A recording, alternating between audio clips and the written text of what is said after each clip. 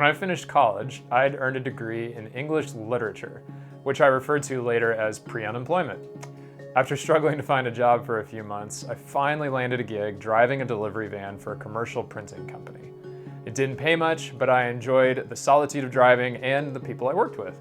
So once I began to get my paycheck, I did my best to figure out a budget based on my income. At the end of my degree, I'd taken a class in personal finance, so I had a few tools to help me. I remember sitting at my desk in my tiny apartment trying to make the numbers work for my budget.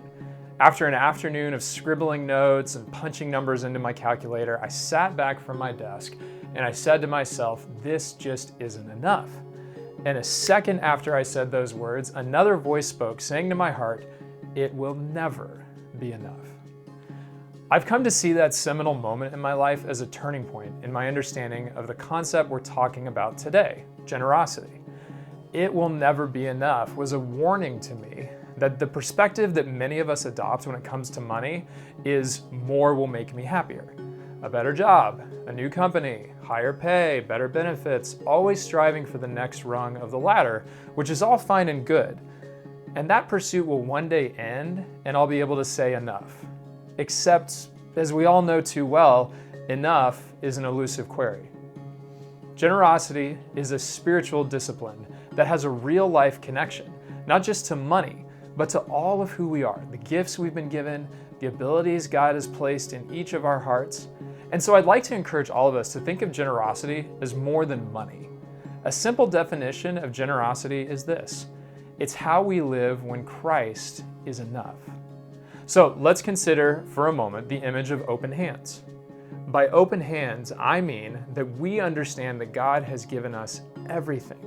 And our job is not to white knuckle these gifts, but to regularly open our hands and pour out the blessings that God has provided.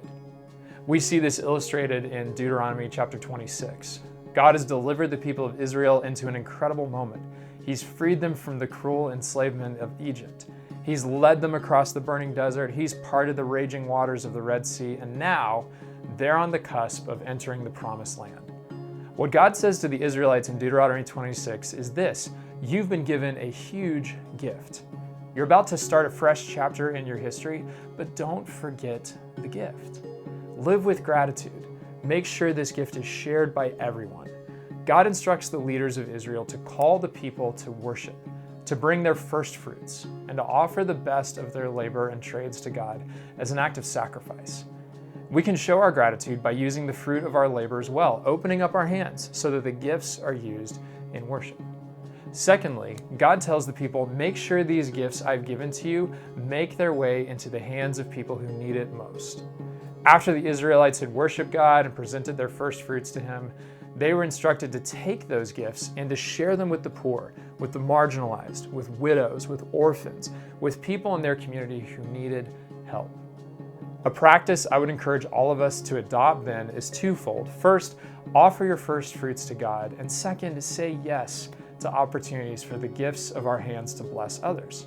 First, we open our hands to God and say, this isn't my money.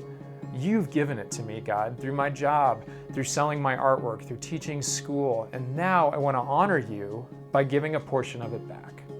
The way we do this in our family is on the days of the month when I get my paycheck, I go into our church's app, I pause, I pray, and then I give our tithe. It's simple, it's convenient, and every penny goes toward the work of the kingdom. That's a first fruit that my family and I can offer back to God in worship.